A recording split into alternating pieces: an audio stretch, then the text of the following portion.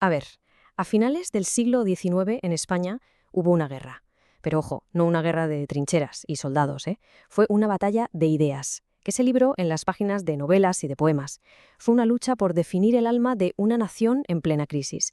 Y los escritores, pues los escritores eran sus generales. Vamos a meternos de lleno en esto. La pregunta que lo mueve todo es esta. ¿Puede un libro de verdad cambiar a un país? Para los escritores de esta época la respuesta no era solo un sí rotundo, es que era su misión. Sus novelas no eran un simple entretenimiento, ¿qué va?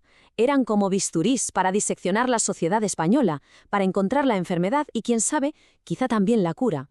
Claro, para entender por qué los libros se volvieron tan importantes, hay que echar un vistazo al panorama. El siglo XIX español fue un auténtico torbellino político. Una reina expulsada, el experimento fallido de una república, luego la vuelta de la monarquía, o sea, una inestabilidad constante que dejaba al país sin saber muy bien qué era o hacia dónde demonios iba. Y en medio de todo este lío, la literatura se pone una meta muy clara: convertirse en un espejo. Un espejo que reflejara con una fidelidad casi fotográfica esa nueva sociedad que estaban haciendo, con la burguesía, la clase media, como la nueva gran protagonista, tanto en la vida real como, por primera vez, en las novelas. Y claro, ese espejo tiene un nombre, es el realismo. Pero cuidado, no se trataba solo de describir lo que veían, ¿eh? El objetivo era un análisis súper profundo, casi científico, de las costumbres, de las tensiones, de la moral de la época. Los novelistas se convirtieron, básicamente, en los grandes cronistas de su tiempo. Y si hablamos de realismo, es que es imposible no hablar del maestro, del genio absoluto, Benito Pérez Galdós. Su proyecto fue nada más y nada menos que radiografiar la España del siglo XIX. Y su obra maestra, Fortunata y Jacinta, es exactamente eso, una radiografía literaria de Madrid que nos enseña todas las capas sociales, desde los más ricos a los más pobres, entrelazadas en una historia monumental. Bueno, y si Galdós nos hizo una radiografía de la capital, Leopoldo Alas, Clarín, fue más allá, le hizo la autopsia a la vida de provincias. La Regenta es, muy posiblemente, la novela más perfecta del siglo. Lo que hace es analizar esa atmósfera asfixiante de una ciudad de provincias, Vetusta, a través de su protagonista, Ana Ozores, que es como una Madame Bovary a la española, ahogada por la hipocresía y el aburrimiento. El espejo del realismo, la verdad, era increíblemente bueno, muy nítido. Pero algunos autores empezaron a pensar que no lo estaba enseñando todo, que era un espejo un poco demasiado limpio. ¿Qué pasaba con la miseria, con las taras genéticas, con los aspectos más sórdidos de la vida que la ciencia empezaba a explorar? Y aquí es donde entra en juego el naturalismo, que es como la versión hardcore y científica del realismo. Fijaos en el contraste. El realismo quería ser un retrato, el naturalismo un experimento de laboratorio. Se centró en las clases marginadas y se atrevió a mostrar lo más crudo de la vida. Y esto, claro, generó un escándalo nacional, un debate súper intenso que se llamó la cuestión palpitante, sobre hasta dónde podía y debía llegar la literatura. Y de repente, en mitad de todos estos debates literarios, llega un año. Un solo número que lo va a cambiar absolutamente todo. El desastre del 98. Y esto no es solo una derrota militar, no, es una humillación nacional. Una crisis de identidad brutal. ¿Qué es España? ¿Por qué este fracaso? El espejo en el que el país se había mirado durante siglos, de repente se hace mil pedazos. Así que, con el espejo hecho trizas, la literatura se encuentra en una encrucijada. ¿Qué se hace ahora? ¿Se ignoran los pedazos y se crea un mundo nuevo, artificial, un mundo de belleza donde refugiarse? ¿O se recoge cada fragmento para intentar reconstruir una imagen, por muy dolorosa que sea, para entender qué ha pasado? Pues mira, el primer camino fue el de la evasión, el de la belleza, el modernismo.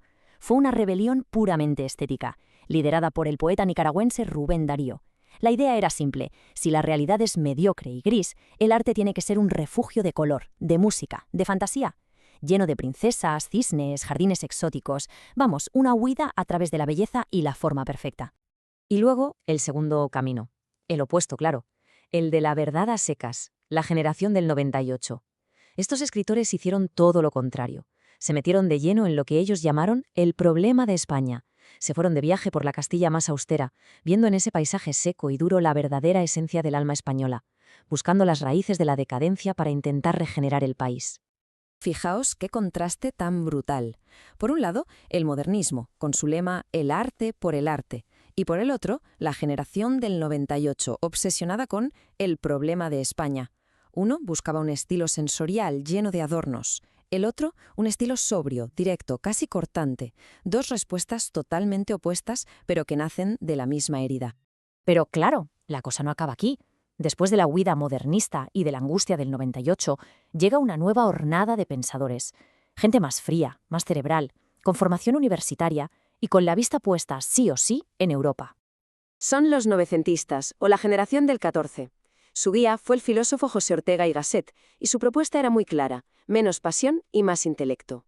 Su objetivo era europeizar España y crear un arte puro, lo que Ortega llamó un arte deshumanizado, que no buscara emocionar, sino asombrar por su inteligencia, por su perfección formal. Un arte para minorías.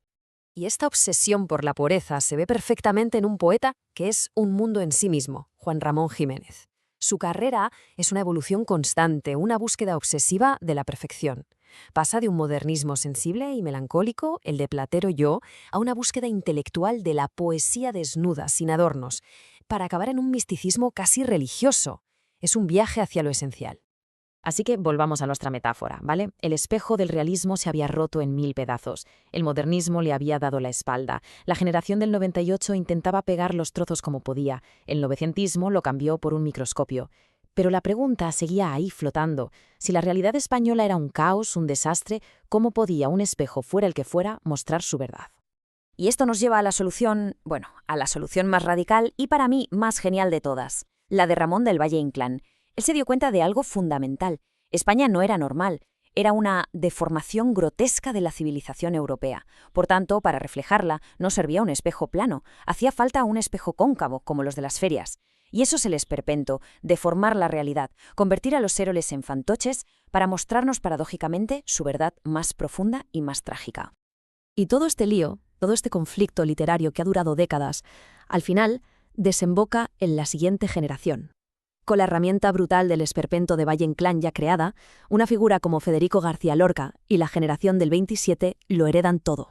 Lorca es capaz de fusionar la experimentación de la vanguardia con la verdad popular y la angustia del 98 para crear tragedias inmortales. Su última obra, La casa de Bernarda Alba, es la síntesis perfecta, un drama sobre la represión en un pueblo que se convierte en un símbolo universal y eterno de esa España profunda. Y con esto llegamos al final, pero con una pregunta que da que pensar. Si Valle Inclán dijo que la España de su tiempo era una deformación grotesca y tuvo que inventarse el esperpento para poder mirarla de frente, ¿sigue siendo ese espejo cóncavo el mejor que tenemos para entendernos hoy en día? Ahí queda eso.